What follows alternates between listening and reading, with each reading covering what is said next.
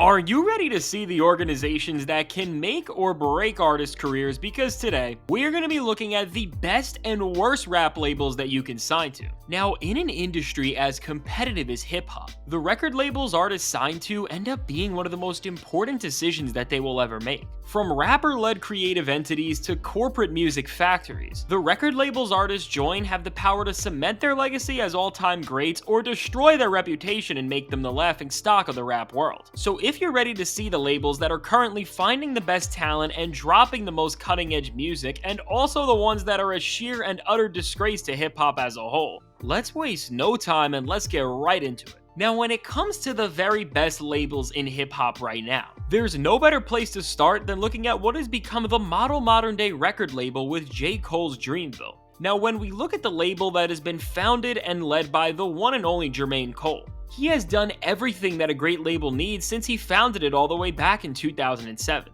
Now, in today's rap world, the best labels are really defined by three things: the talent they discover and develop, the quality of the music they put out, and of course, the success they have putting all this together. And when it comes to Dreamville, nobody has done these things better than them recently. Now, while many labels that are led by the biggest superstars in the game tend to put all of the attention to themselves as they push the rest of their artists to the sideline, Dreamville has done the opposite, as J. Cole has worked just as hard to discover new rappers as he has on his own craft. This is why, at the same time as Cole released iconic albums like For Your Eyes Only, KOD, and The Offseason, artists like Boz, Earthgang, and of course JID were able to really assert themselves into the rap world. And when it comes to the success of this label, right alongside J. Cole, JID has become just as important to Dreamville as he has cemented himself as an absolute megastar in his own regard with the acclaim of albums like The Forever Story and the virality of songs like Surround Sound. Now, with Dreamville, the artists on the roster are not treated like employees or clients to Cole and crew, but instead, J. Cole has built this group to be like a family, so he has directly mentored and worked with these rappers to help them actualize their full potential. This is why you see a handful of features from Cole on nearly every Dreamville release, or you see executive producer credits from him, because he's not just funding these albums or adding them to his business portfolio, but everything Dreamville does is a creative endeavor with a story and idea that he is truly invested in helping getting out to the world. The support Cole shows for his artists is also one of the main reasons why Dreamville has also released so many compilation projects, as these mega collaborative efforts only help amplify the voices and talent that he has worked so hard to build up. Now, as rappers like JID prepare to release an entire collab album with Metro Boomin and Cole teases his upcoming album The Fall Off, it's clear that Dreamville is only going to continue to flourish, and for this reason, they will further establish themselves as a premier powerhouse in hip-hop. And while once Dreamville was often compared to Top Dog Entertainment, as Kendrick Lamar left the label in 2022 and many of its biggest artists went into hiding, many people began to say that TDE fell off. But even without Kendrick, they have still done a ton of good things for the music world as a whole. Now, as Top Dog Entertainment has moved into this current era of hip-hop, while they have not been as dominant as they once were with Kendrick, and with SZA being their biggest artist now, their dominance is really in an entire new lane. In terms of what they have been bringing to the hip-hop world, things have been pretty mixed for them overall. On one side, it seems like things in the TDE camp have gotten pretty bad, as newer signees like Reason have publicly stated that the label and its roster do not support him or give him the proper resources and promotion to build his career, and with so many of its biggest stars not releasing new music for up to over 6 years, it seems like Top Dog Entertainment has no longer been giving artists the tools that they need to make the albums they want. But at the same time as all this, when rappers on TDE do drop, they tend to release great projects. We just saw this firsthand with Schoolboy Q and his first album since 2019, Blue Lips, which between its mature rapping and dynamic musical atmosphere is truly one of the best made and most compelling rap albums that hip-hop has seen in quite some time. But while this album is great, and other records like Absol's Herbert and Isaiah Rashad's The House is Burning were all received pretty well by fans, even with all the acclaim, it seems like these insanely long wait times have hurt the commercial success and total impact that these records could have had if they were released sooner. So with Top Dog Entertainment today, while their legacy artists keep giving us great music, I don't think it's a place that any new rapper should sign to, as really everything great that they did as a record label left with them and followed Kendrick Lamar and his new imprint PGLang. Now, ever since Kendrick Lamar and Dave Free founded PGLang in 2020,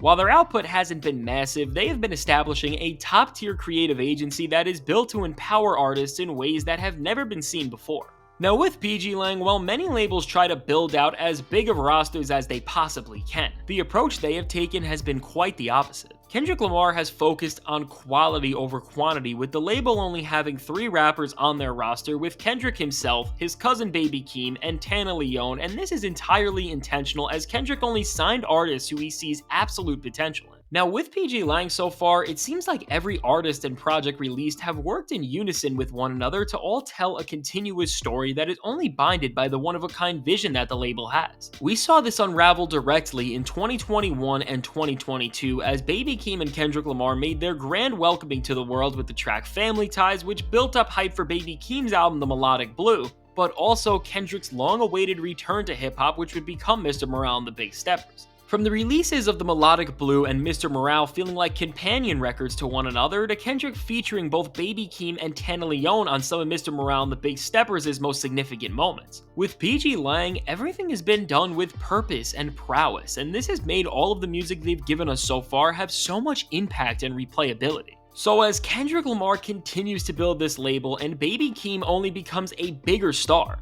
I would bet that PGLang only becomes a more important creative powerhouse that any rapper would be honored to join, and while going to this label may be an honor, one of the worst labels a rapper can be signed to is the absolute joke of Drake's OVO Sound. Now, whether it was mismanaging the careers of so many melodic rappers and singers and only really using them for ghostwriting and reference tracks, or it was the signing of abysmal rappers like Smiley, OVO Sound really feels like a joke of a label that has only been used to benefit Drake's own personal brand at the expense of everybody else. Signing to this label really seems like a sentence to destroy your career, as all of the talent is brushed to the side or never really even acknowledged by Drake publicly. It's honestly sad because while other rappers like Kendrick and Cole have used their own careers to help amplify and elevate the talent that they have been working directly with, it seems like Drake never wants anything to do with his artists, as they are barely seen featuring on any of his massive albums, and considering that Drake's music is only made in the first place to make money and to not actually do anything meaningful, it makes no sense why he wouldn't help the artist who he literally has a personal investment in. There's really nothing good to say about this label, as it's really so much of a joke that most people don't even remember that Drake has a label, so whatever you do, if you're an artist, stay far away from OVO Sound. But when we look at how bad this label is, in a way, I guess we can't put all of the blame on Drake, because he himself learned from Birdman, who has run one of the shadiest labels to this day in Cash Money. Now for Cash Money Records, while once they were known for treating Lil Wayne so bad that he almost retired from music, and they were able to still find success despite all this drama because Birdman had a stake in all of Drake and Nicki Minaj's albums up until 2018, today, this label is an absolute joke as they harvest some of the worst rappers in all of hip-hop. And if you don't believe me, to put this into perspective, the most popular artist they have signed to them today is Blueface. It is that bad. Now, when you see the steaming pile of garbage that is Cash Money Records today, it's really not surprising how the label that once housed Lil Wayne and was the parent company to his Young Money imprint has fallen so far from grace, considering the horrible reputation they built in the 2010s and as they somehow continue to exist. With Blueface leading their roster of artists, this ship will only continue to sink with time. Now, when we look at other labels that's reputations have been on the downturn for quite some time, one of the saddest fall-offs can be seen with Quality Control, as after becoming the label that was really the tastemakers, forming all of the buzzing trends in the late 2010s, they are now a shell of themselves, filled with some of the most lazy and complacent artists out today. Now, outside of Lil Yachty, who has been carrying this label on his back with brilliant releases like his 2023 album Let's Start Here and so many other amazing singles, the rest of the QC crew has lost the touch that made them so renowned just a few years ago. Whether it's the City Girls, who were QC's answer to all of the competition in the female rap scene, or Lil Baby, who has had one of the biggest fall-offs in hip-hop after being seen as somebody who can become the next all-time great after his 2020 album My Turn. It seemed like once these acts got buzz around their names and began to garner so much hype and attention, they stopped pushing themselves and caring at all about the music they were putting out. Now, what's made everything even sadder for Quality Control has been the downfall of the Migos, which between Offset leaving the group and even suing the label and leaving it, to the unfortunate passing of Takeoff, the trio that defined what Quality Control stood for has now been destroyed, and all that's left is Quavo, and while he still continues to release music, It's just not the same without his family turned rap group behind him. Now, while Quality Control has faced a lot of problems, as we have seen Lil Yachty redefine what a rapper like him can do, it's clear that despite all of the struggles and drama that has been tearing up the label, there is an organization that on some level is trying to do the best by their artists. So while QC is no longer a premier destination for rappers to sign to, its downfall hasn't been as severe as some have made it out to be, and who knows, maybe they will turn it around. Now, as Lil Baby has fallen off, one of the main reasons many think is behind his decline has been due to the absolute insanity going on at his mentor Young Thug's YSL Records, as Thug has been in a highly publicized RICO case along with many other members of his label. Now, very similar to QC, YSL was a label that was responsible for setting so many of the biggest trends in hip-hop, and during 2022, when Young Thug was very much still on top of the world and Gunna was having a career year at the time, they and many other label mates were locked up in a case that has been going on to this day, and as it's continued and members like Lil Duke and Gunna have been released, there has only been more inner tension created between the label. Now, when it comes to what's been going on in YSL as a label, as Gunna is now a free man, there has been non-stop drama centered around if Gunna is a snitch, and also speculating on what his current relationship is with Young Thug as a whole. Now, between all the subliminal disses that seem to be on Young Thug's Business is Business album and the silent treatment that Gunna has received from his former right-hand man in Lil Baby, along with many other of his most prominent collaborators, he has been seemingly blackballed from the spaces he was once embraced at. Meanwhile, everybody in the rap world continues to ride for Young Thug, but while the label has faced so many problems, and even Young Thug's album with what seemed like the entire industry on it underperformed, the only artist keeping them afloat has been Gunna, whose 2023 record, A Gift and a Curse, became not just the biggest album of his career, but one of the most successful of last year as a whole. So with YSL, as long as Thug and Gunna remain at odds and the group's case continues on, this label just has no place doing anything music related, and with the future of it depending on what happens to Young Thug himself. It's scary to say, but we don't even know if this label will be here in the months to come. Now, when it comes to drama in hip-hop, right alongside Thug and Gunna, no other rapper has been in more controversy recently than Kanye West, and as his former label Good Music dissolved and longtime members like Pusha T and Big Sean left, along with its parent company Def Jam shutting it down as a whole, Kanye became an independent artist under his own Yeezy imprint, and as Ye has begun to release new music and show ambitions to help give even more artists their ownership back, it seems like Kanye could be expanding this creative entity into something way more threatening for the larger music industry. Now, with Ty Dolla $ign already releasing the Vultures albums with Ye, who knows if he will end up becoming the first artist to sign to this label when he gets out of the deal he is currently in. And beyond Ty, Kanye has hinted at Lil Durk joining his own team as Ye tries to help get him out of a contract that he's stuck in currently. Now, doing any sort of business with Kanye is definitely a risk, but considering that when he was locked in with signees like Pusha T or even Common and John Legend all the way back in the 2000s, he was able to show just how great of a producer he was, and I think a lot of artists will be intrigued by the prospect of teaming up with Ye, but time will only tell if this label is truly going to be worth something bigger than just Kanye West. Now, one artist who has stayed so close to Kanye over the years has been Travis Scott, and as Trav found his own imprint, Cactus Jack Records, while it seems like Trav has done a great job at keeping his ear to what's hot to find new talent just like Kanye did, when it comes to giving these artists the proper development that they need to build strong careers of their own, it's a much different story. Now, with Cactus Jack Records only being composed of Travis himself, Sheck West, Don Toliver, and So Fago, overall, this is a concise but talented group of individuals, but when it comes to how all of these artists' careers have turned out to this point, they have all seen varied results. Now, Don Toliver has been by far the most successful artist out of this group as he's developed his own signature sound and he has built a super strong fan base through his dedicated work ethic, which has given us 3 albums since 2020, but beyond Don,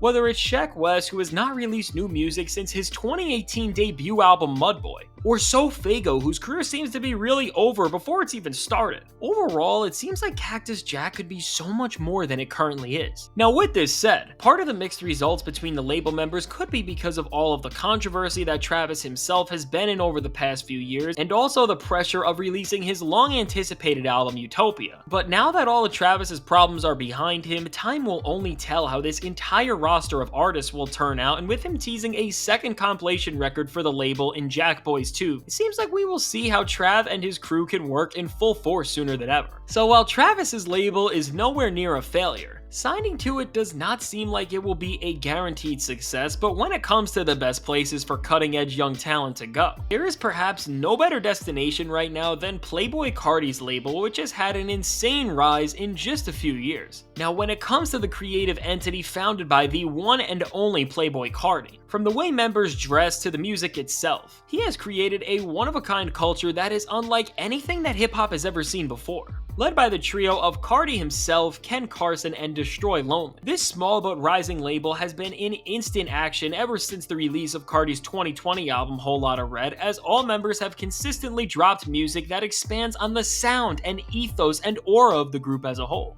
The biggest thing this label really has going for it is the overall cohesion and synergy throughout the entire group's style and sound, and this has allowed for them to grow such a dedicated following in such a quick time. Now, very similar to Kendrick Lamar with PGLang, while Cardi will only sign you if you can fit into this dedicated musical world that he's building, if any rapper has the chance to join this team, this is one of the best places that you can go. Now, while the one artist that everybody wants to see join Cardi's label is Lil Uzi Vert, Uzi has been signed to DJ Drama's Generation Now imprint, and while this label is not as elusive as some of the other organizations we have looked at, it's done a pretty solid job of allowing its artists to do just about anything that they want. Now, with Generation Now, this label is led by Lil Uzi, Jack Harlow, and Lud Tyler, and with all of these artists being very different, you can see that DJ Drama's philosophy when it comes to building this label is simply about letting these young talents shine in the way that best benefits them. Now, while this process has allowed for somebody like Jack Harlow to spiral out of control and turn into a rapper who does almost everything for the mainstream success, it's also allowed somebody like Lil Uzi to release a record as experimental as the Pink Tape. So while Generation Now doesn't have the footprint that some of these other labels do, and without a consistent direction and ecosystem of artists, it hasn't built the type of culture and ethos that many of the other premier labels have. In an industry where so many organizations try to force artists into being what they want them to be, it's great to have somebody like DJ Drama who just champions artistic freedom. Now, with major labels today, one of the biggest problems we have seen are the company's exploitative nature, but oftentimes even worse than this. Some labels sign artists and then simply let their careers dry out, and when it comes to this, unfortunately, Eminem's Shady Records imprint has become an absolute disgrace to everything that it once was decades ago. Now, with Shady Records, despite signing some of the most talented spitters time and time again, every artist they sign seems to leave the label after a lukewarm tenure, or they just get trapped into their contracts entirely as they fall away into obscurity. Whether it was Yellow Wolf, whose career really burned out partially because of Shady, or even new rappers like Grip or Westside Boogie, whose careers have stagnated despite them getting better and releasing more compelling albums as time has went on. The managing and marketing at Shady Records has made it more of a graveyard for artists rather than a place where they can actually develop and grow. We often forget this now, but Shady signed Griselda's Westside Gunn and Conway the Machine all the way back in 2017, and with the members only releasing one album each in these times, which didn't come out until 2020 and 2022 respectively. It's safe to assume that their careers would have died if it wasn't for the work of their own label, Griselda Records. Now, when it comes to the best labels in hip-hop right now, there is fewer ever that have been better than Griselda. At the same time as West and Conway were in an unflattering Shady deal, they consistently released quality album after quality album on their own independent label, and this allowed for their boom-bap lyrical heavy style to take over hip-hop in a way that nobody expected. In an industry where big companies are trying to control everything, Griselda proved that a label can be independent and pave their own way by merely betting on themselves and the unprecedented vision that they brought to the table in today's musical landscape. The dream team of Westside Gunn, Conway the Machine, and Benny the Butcher all became stars in the rap world through the releases of so many acclaimed albums, which would get them noticed by so many superstars in the rap world who the trio would go on to work with. Now, while Conway and Benny have went on to form their own musical imprints, and Benny also signed a deal with Def Jam, which actually resulted in him releasing his worst performing album in years, as Def Jam constantly misunderstands their artists' needs and how to market them despite being such a massive company. Despite all the odds, Griselda has continued to grow and flourish under the direction of Westside Gunn, as they have brought in new rappers like Rome Street, Stove God Cooks, and Boldy James as they continue to expand upon the musical ecosystem that has garnered them such a dedicated following. Westside Gunn is really a one-of-a-kind creative in the rap world who makes everything that he does with the intention to uplift all of the artists around him, and with him only continuing to work with and discover more cutting-edge lyrical talent to this very day. As time goes on, it seems like Griselda's only going to stay as an absolute powerhouse in the rap world who will only continue to do great things. So all in all, with all of these labels that stand as the parties that define hip-hop today, you can see just how vital it is to find the right creative environment as an artist, as these choices can truly make or break your career. Now, looking at all these labels and seeing how they are either dominating or dying out in the rap world, let me know, what do you think is the best rap label right now and what is the worst? Go ahead and tell me in the comments below, and if you want to see the most controversial rap albums ever released, check out the suggested video.